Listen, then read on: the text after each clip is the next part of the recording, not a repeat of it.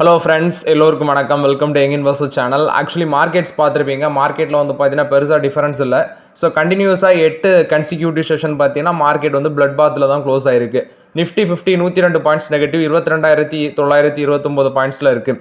Sensex 75,939 பாயிண்ட்ஸில் இருக்குது. 199 points negative. Nifty bank 49,099 பாயிண்ட்ஸில் க்ளோஸ் ஆயிருக்கு. 260 points negative. Nifty IT 4 points நெகட்டிவில் க்ளோஸ் ஆயிருக்கு. 41,311 பாயிண்ட்ஸில் க்ளோஸ் ஆயிருக்கு. ஸோ ஸ்மால் கேப் இன்றைக்கும் பார்த்தீங்கன்னா 3% அடி விழுந்திருக்கு. நான் அதான் சொல்கிறது, எகைன் அண்ட் எகைன் சொல்கிறேன், mid cap and small cap stocks பக்கம் இப்போதைக்கு ஃபோக்கஸை வைக்க வேண்டாங்கிறது என்னோட ஒப்பீனியன். எஃப்ஐஎஸ் 4,294 கோடிக்கு நெட் செல்லஸாக இருந்திருக்காங்க. டிஏஎஸ் 4,363 கோடிக்கு நெட் பயஸாக இருக்கிறாங்க. ஸோ எஃப்ஐஎஸ் எவ்வளோத்துக்கு மார்க்கெட்டில் செல்லிங் பண்ணுறாங்களோ அதுக்கு ஈக்குவலாட்டு நம்ம டிஏஎஸ் வந்து பார்த்தீங்கன்னா மார்க்கெட்டில் பை பண்ணுறாங்க. இந்த ட்ரெண்ட் தான் மார்க்கெட்டில் கண்டினியூஸாக நடந்துட்டு இருக்குது. ஸோ நெக்ஸ்ட் பார்த்தீங்கன்னா நம்மளோட பிரைம் மினிஸ்டர் வந்து அமெரிக்காவுக்கு போயிருந்தாங்க. ஸோ அந்த விசிட்டில் ஏதாவது பாசிட்டிவ் அப்டேட் வருமா அப்படின்னு சொல்லி நான் எக்ஸ்பெக்ட் பண்ணேன். பட் அதில் வந்து டிஃபென்ஸ் டீல் வந்து பார்த்தீங்கன்னா ஒரு லாங் டேர்ம் டீல் வந்து ஒன்று போட்டிருக்காங்க. அது போக வந்து யூஎஸ் வந்து இந்தியாவுக்கு டாப் ஆயில் அண்ட் கேஸ் சப்ளையராக இருப்பாங்க அப்படின்னு சொல்லி ஒரு டீல் சைன் பண்ணியிருக்காங்க. நெக்ஸ்ட் வந்து ட்ரேட் பார்ட்னர்ஸாக இருப்பான்னு சொல்கிறாங்க. விச் மீன்ஸ் 2 பேரும் ட்ரேட் பார்ட்னர்ஸாக இருப்போம்னு சொல்கிறாங்க.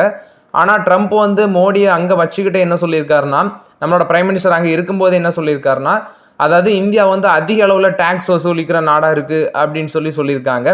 இதில் வந்து அமெரிக்க அதிபர் ட்ரம்ப் வந்து ஒரு அக்ரிமெண்ட்டில் சைன் போட்டிருக்காங்க. அதாவது ஒன் நேஷன், அதாவது அமெரிக்காவோட ப்ராடக்ட்டுக்கு வந்து அவங்க இப்போ அமெரிக்காவோட ப்ராடக்ட் இந்தியாவுக்கு வருது. இந்தியா வந்து அமெரிக்கா ப்ராடக்ட்டுக்கு எவ்வளோ டேக்ஸ் போடுறாங்களோ அதுக்கு ஈக்குவலாட்டு இந்தியன் ப்ராடக்ட்டுக்கு வந்து நாங்கள் டேக்ஸ் போடும் அப்படின்னு சொல்லி அப்படி ஒரு அக்ரிமெண்ட்டில் சைன் போட்டிருக்காங்க. அதுபோக இன்னொரு இது, இந்த நாடு கடத்துறது, அதாவது புலம்பெயர் தொழிலாளர்கள்னு சொல்லுவாங்க. இங்கேருந்து சட்டவிரோதமாட்டு குடியேறி போனவங்கள வந்து பார்த்தீங்கன்னா 2 ஏர்பிளைன்ஸில் வந்து 119 இந்தியன்ஸை வந்து இங்கே அனுப்புகிறாங்க. அங்கே இருக்கும்போதே இங்கே அனுப்புகிறாங்க. ஸோ பெருசாக எதுவும் டெவலப்மெண்ட் இருந்த மாதிரி எனக்கு தெரில. ஸோ மேபி மார்க்கெட்டில் இது கண்டினியூஸாக பிளட் பாத் தான் நடக்கும் போல தெரியுது. ஸோ ஓவர்லாட் இது வந்து பார்த்தீங்கன்னா நம்மளோட பிரைம் மினிஸ்டர் விசிட்டை பொறுத்த வரைக்கும் அப்டேட்ஸு. நெக்ஸ்ட் பார்த்தீங்கன்னா ஐடிசி, விச் மீன்ஸ் ஐடிசி ஹோட்டல்ஸில் வந்து பேட் வந்து ஸ்டேக் டைல்யூட் பண்ணுவாங்க அப்படின்னு சொல்லி முன்னாடி அப்டேட் கொடுத்துருந்தாங்க. ஸோ நிறைய பேருக்கு அது வந்து கன்ஃபியூஷனாக இருக்கும், அவங்க எப்போ பண்ணுவாங்க அப்படின்னு சொல்லி. அது ஐடிசி ஹோட்டல்ஸ் இன்றைக்கும் பார்த்தீங்கன்னா கீழே விழுந்துருந்துச்சு. 164 ரூபாய் க்ளோஸ் ஆயிருந்துச்சு. பட் ஐடிசி ஒரு ஃப்ளாட் பாசிட்டிவ்ல 410 ரூபாய் க்ளோஸ் ஆயிருந்துச்சு. பேட் என்ன சொல்லியிருக்காங்கன்னா, ஃபினான்ஷியல் 26 வந்து பார்த்தீங்கன்னா நாங்கள் ஸ்டேக் டைல்யூட் பண்ணிடுவோம். 15.3% ஸ்டேக் வந்து ஐடிசி ஹோட்டல்ஸில் British American Tobacco company hold பண்ணுறாங்க. ஸோ இதை வந்து பார்த்தீங்கன்னா வேல்யூ பார்க்கும்போது 5,405 கோடி $623 மில்லியன். அது இப்போ கரண்ட் வேல்யூ வச்சு மென்ஷன் பண்ணியிருக்காங்க. ஸோ இதை வந்து ஃபினான்ஷியல் 26க்குள்ளே நாங்கள் டைல்யூட் பண்ணிடுவோம். ஆல்ரெடி ஐடிசியில் வந்து பார்த்தீங்கன்னா 3.6% வந்து பேட் வந்து ஐடிசியாக இருக்கும்போது டைல்யூட் பண்ணாங்க. ஸோ ஐடிசி ஹோட்டல் பிஸ்னஸில் அவங்களுக்கு இன்ட்ரெஸ்ட் இல்லைன்னு சொன்னாங்க. ஸோ 15.3% ஸ்டேக் ஓன் பண்ணுறாங்க.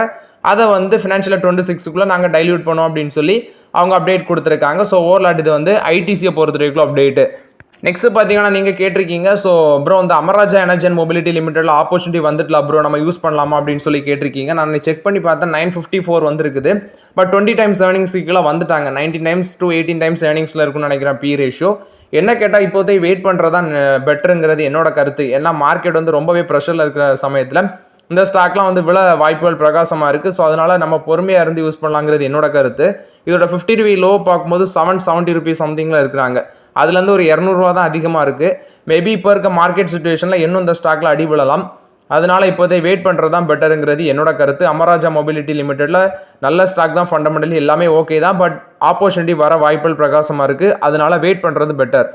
நெக்ஸ்ட் பார்த்தீங்கன்னா சென்கோ கோல்டு இன்னைக்கு மார்க்கெட்டில் 20% லோவர் சர்க்கியூட், அட்டினா அட்டி 20% காலி, 357 ரூபாய் க்ளோஸ் ஆயிருந்துச்சுன்னா பார்க்கும்போது. ஸோ இந்த சென்கோ கோல்டில் என்ன காரணம் அப்படின்னு சொல்லி பார்க்கும்போது ப்ராஃபிட்டு 69% காலியாக இருக்குது. அதனால தான் பார்த்தீங்கன்னா அந்த ஸ்டாக் வந்து பயங்கரமாக அடி வாங்கியிருக்கு. 33 கோடி தான் ப்ராஃபிட் பண்ணியிருக்கிறாங்க. அது போக ப்ராஃபிட் ட்ராப் ஆகினது ஒன்று. நெக்ஸ்ட் ரெவன்யூ ஃப்ரம் ஆப்ரேஷன் 2,102 கோடி பண்ணியிருக்காங்க. பட் ரெவன்யூ இன்க்ரீஸ் ஆயிருக்கு, ப்ராஃபிட் அடி வாங்கியிருக்கு அப்படின்னு சொல்லியிருக்காங்க.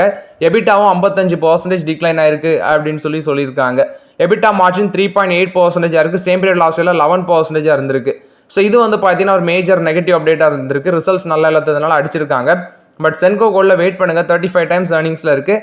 இன்னும் ஒரு 20 டைம்ஸ் ஏர்னிங்ஸ் கீழே வரும் பட்சத்தில் நம்ம யூஸ் பண்ணலாம். பட் கோல்டு ஸ்டாக்கில் வந்து பார்த்தீங்கன்னா கொஞ்சம் வேல்யூஷன் குறைஞ்ச ஸ்டாக்னா அது சென்கோ கோல்டுன்னு சொல்லலாம். வேல்யூஷன் கொஞ்சம் சீப்பாக இருக்குதுன்னா சென்கோ கோல்டு. பட் அது கம்பேர் பண்ணும்போது ஓவர் வேல்யூடாக தான் இருக்குது. இப்போதைக்கு வெயிட் பண்ணுறது தான் பெட்டருங்கிறது என்னோட கருத்து சென்கோ கோல்டில். நெக்ஸ்ட் ஆர்பிஐ என்ன சொல்கிறாங்கன்னா ஒரு $16 பில்லியன் வந்து நெக்ஸ்ட் வீக்கில் வந்து நாங்கள் இன்ஜெக்ட் பண்ண இருக்கிறோம் அப்படின்னு சொல்லி அப்டேட் சொல்லியிருக்கிறாங்க.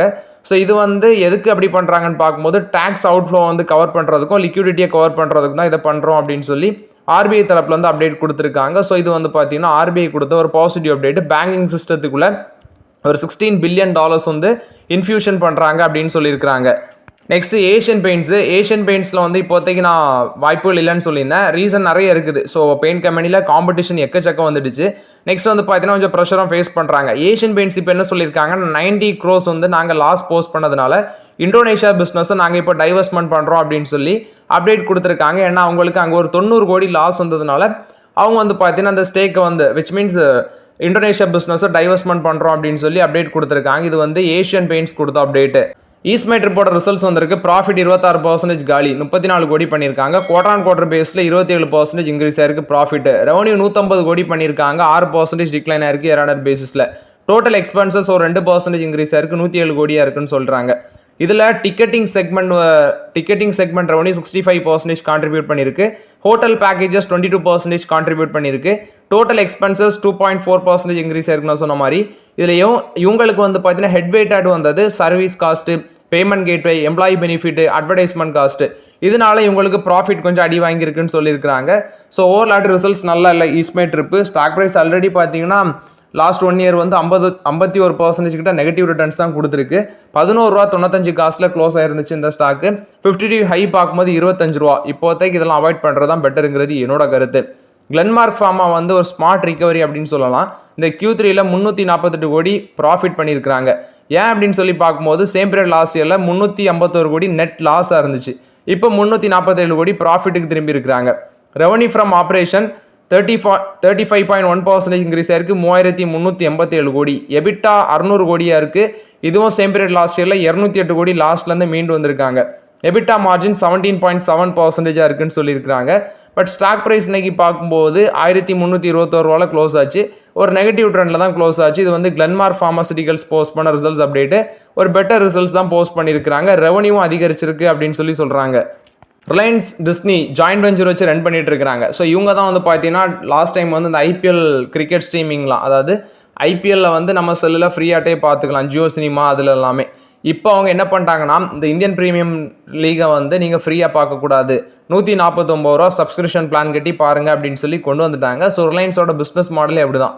அவங்க ஆரம்பத்தில் ஃப்ரீம்பாங்க, கடைசியில் வந்து பார்த்தீங்கன்னா அடுத்தது வந்து பேக்கேஜ் வச்சு கொண்டு வந்துருவாங்க. ஸோ அது மாதிரி தான் இப்போவும் பண்ணியிருக்கிறாங்க. இது வந்து ரிலையன்ஸ் டிஸ்னி ஜாயின்ட் வெஞ்சரை பொறுத்த வரைக்கும் அப்டேட்டு. டாடா குரூப் தரப்பில் வந்து ஒரு அப்டேட் வந்திருக்கு. குளோபல் ஸ்போர்ட்ஸ் ஈவெண்ட் எல்லாமே பார்த்தீங்கன்னா டாடா குழுமம் தான் 80% வந்து ப்ராட்காஸ்ட் பண்ணுறாங்க அப்படின்னு சொல்லி அப்டேட் வந்திருக்குது. வேர்ல்ட் ஸ்போர்ட் ஈவெண்ட் எல்லாமே 80% வரைக்கும் டாடா குழுமம் தான் ப்ராட்காஸ்ட் பண்ணுறாங்க, டாடா கம்யூனிகேஷன் மூலமாட்டு அப்படின்னு சொல்லியிருக்கிறாங்க. சமவர்தனா மதர்சனோட ரிசல்ட்ஸ் வந்திருக்கு. ப்ராஃபிட் 55% இன்க்ரீஸ் ஆயிருக்கு, 984 கோடியாக இருக்குது. டோட்டல் இன்கம் வந்து ஒரு 8% இன்க்ரீஸ் ஆயிருக்கு, 27,707 கோடியாக இருக்குது. ரெவன்யூ வந்து குவார்டர் ஆன் குவார்டர் பேஸில் 1% அடி வாங்கியிருக்கு அப்படின்னு சொல்லியிருக்காங்க.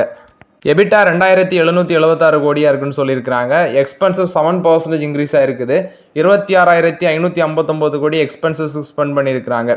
ஆட்டோமோட்டிவ் காம்பனன்ட் செக்மெண்ட்ல வந்து பார்த்தீங்கன்னா இவங்களோட எபிட்டா மார்ஜின் 3.6% இருக்குது. நெட் ப்ராஃபிட் மார்ஜின் 3.6% இருக்குது. சேம் பீரியட் லாஸ்ட் இயரில் 2.5% இருக்குது. இதில் டெப்ட் to equity ratio same period last இயரில் 0.82 இருந்தது, இப்போ 0.49 குறைச்சிருக்காங்க சமவர்தனா மதர்சன். ஆக்சுவலி ரிசல்ட்ஸ் கொஞ்சம் பெட்டராக இருக்குது. பட் ரெவன்யூ வந்து குவார்டர் ஆன் குவார்டர் பேசிஸில் அடி வாங்கியிருக்கு அப்படின்னு சொல்லியிருக்காங்க. பட் ஸ்டாக் ப்ரைஸ் இன்னைக்கு வந்து 3% நெகட்டிவில் தான் க்ளோஸ் ஆனாங்க. எபிட்டாவும் இம்ப்ரூவ் ஆயிருக்கு. மேபி நாளைக்கு மார்க்கெட்டில் ஒரு பாசிட்டிவ் ட்ரெண்டில் ட்ரேட் ஆகுறாங்களா அப்படின்னு சொல்லி வெயிட் பண்ணி பார்க்கலாம். நெக்ஸ்ட் வந்து பார்த்தீங்கன்னா JSW எனர்ஜி வந்து KSK மகாநதி அதை வந்து வாங்குறதுக்கு வந்து KSK மகாநதி பவர் கம்பெனியை வாங்குறதுக்கு 32,335 கோடிக்கு. ஸோ JSW எனர்ஜி என்ன ப்ரொபோஸ் பண்ணியிருந்தாங்கன்னா 15,985 கோடி வந்து இந்த ரீசொல்யூஷன் ப்ராசஸ் போயிட்டு இருக்குது. ஸோ அந்த ப்ரொபோசலை இவங்க அக்செப்ட் பண்ணி வந்து பார்த்தீங்கன்னா வாங்கினாங்க. ஸோ இதுக்கு வந்து competition commission of India clearance கிடச்சிச்சு. அடுத்து ரெண்டாவது வந்து பார்த்தீங்கன்னா இவங்க நேஷனல் கம்பெனி லா ட்ரிபியூனலும் இப்போ வந்து அப்ரூவல் கொடுத்துருக்காங்க அப்படின்னு சொல்லியிருக்காங்க. ஸோ ஓவர்லாட்டு இது வந்து ஃபஸ்ட்டு என்னென்னா அவங்க லைபிலிட்டிஸ் எல்லாமே சேர்த்து 32,335 கோடி அவங்க சொல்லியிருக்காங்க. இந்த இது வந்து ஒரு பேங்க்ரப்ட் கம்பெனி. ஆனால் JSW என்ன எனர்ஜி இவங்க வச்ச ஆஃபர் வந்து 15,985 கோடி நாங்கள் அக்யூசியேஷன் பண்ணுவோம்னு சொல்லி. ஸோ இதுக்கு வந்து பார்த்தீங்கன்னா இப்போ NCLT ஆர்டரும் கிடச்சிருக்கு, காம்படிஷன் கமிஷன் ஆஃப் இந்தியாவும் அப்ரூவல் கொடுத்துருக்காங்கன்னு சொல்லியிருக்காங்க. இது JSW எனர்ஜியை பொறுத்த வரைக்கும் ஒரு பாசிட்டிவ் அப்டேட்டு. நெக்ஸ்ட்டு நம்மளோட கவர்மெண்ட் கம்பெனி BSNL கிட்டத்தட்ட 2007 வருஷத்துக்கு அப்புறம் வந்து பார்த்தீங்கன்னா 2025 வருஷம், கிட்டத்தட்ட 18 வருஷம் கேப் இருக்குது. 2025 வருஷத்தில் வந்து பார்த்தீங்கன்னா ப்ராஃபிட் பண்ணியிருக்காங்க. 262 கோடி ப்ராஃபிட் பண்ணியிருக்காங்க இந்த Q3ல. So first profit making since 2007 அப்படின்னு சொல்கிறாங்க. இதுக்கு முக்கியமான காரணம் எனக்கு தெரிஞ்சு அதோட மினிஸ்டர், அதை இப்போ ஹேண்டில் பண்ணுற minister Jyotiraditya Scindia, one of the finest மினிஸ்டர்னு சொல்லலாம், வெல் எஜுகேட்டட் பர்சன் அப்படின்னு சொல்லலாம். ஸோ ரொம்பவே டேலண்டடான பர்சன். ஸோ அவர் இதை கொண்டு போயிருக்காரு நல்ல ஒரு சக்ஸஸுக்கு. மேபி பார்த்தீங்கன்னா அவர் ஃபியூச்சரில் இதை நல்லா பண்ணுவார் அப்படின்னு சொல்லி நான் ஃபீல் பண்ணுறேன். ஸோ ஒரு 18 வருஷத்துக்கு அப்புறம் பார்த்தீங்கன்னா பிஎஸ்என்எல் ப்ராஃபிட் பாதைக்கு திரும்பி இருக்கிறாங்க. ரிலையன்ஸ் கன்சியூமர் ப்ராடக்ட் கொடுத்த அப்டேட்டு. ஸோ இவங்க பார்த்தீங்கன்னா வெல்வெட் அப்படிங்கிற ஒரு எஃப்எம்சிஜி பிராண்டை அக்யூசியேஷன் பண்ணி அவங்களோட எஃப்எம்சிஜி பிராண்டை எக்ஸ்பேண்ட் பண்ண இருக்கிறாங்க. எஃப்எம்சிஜி போர்ட்ஃபோலியோவை எக்ஸ்பேண்ட் பண்ண இருக்கிறாங்க. இந்த கம்பெனி வெல்வெட் அப்படிங்கிற கம்பெனி பர்சனல் கேர் செக்மெண்ட்டில் இருக்கிறாங்க. ஸோ அந்த செக்டாரில் பார்த்தீங்கன்னா அவங்களோட போர்ட்ஃபோலியோ எக்ஸ்பேண்ட் பண்ணணும்னு சொல்லியிருக்காங்க. இது ரிலையன்ஸ் கன்சியூமர் ப்ராடக்ட்ஸ் கொடுத்த update. Venus pipes and tubes Q3 result சொல்லியிருக்காங்க. ப்ராஃபிட் 22% காலி, 18 கோடி பண்ணியிருக்காங்க. ரெவன்யூ ஒரு 11% இன்க்ரீஸ் ஆயிருக்கு அப்படின்னு சொல்கிறாங்க. இதில் எக்ஸ்போர்ட் அவங்களுக்கு இன்க்ரீஸ் ஆயிருக்கு, 153% இன்க்ரீஸ் ஆயிருக்கு.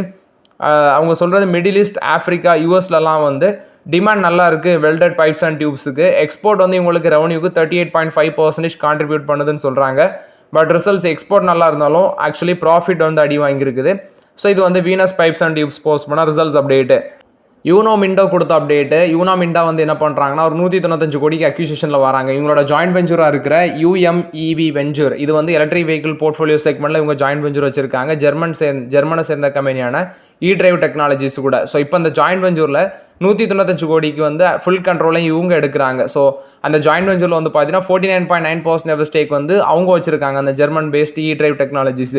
இப்போ அவங்கள்ட்ட அந்த ரிமைனிங் 49.9% ஸ்டேக் இவங்க வாங்குறாங்க அப்படின்னு சொல்கிறாங்க. அதாவது FRIWO கெராபிட்யூ GmbH அப்படின்னு சொல்கிறாங்க. அந்த பார்ட்னர்ட்டு ரிமைனிங் ஸ்டேக் எல்லாமே வாங்குறாங்க. இது யூனோ மிண்டோ கொடுத்த அப்டேட்டு.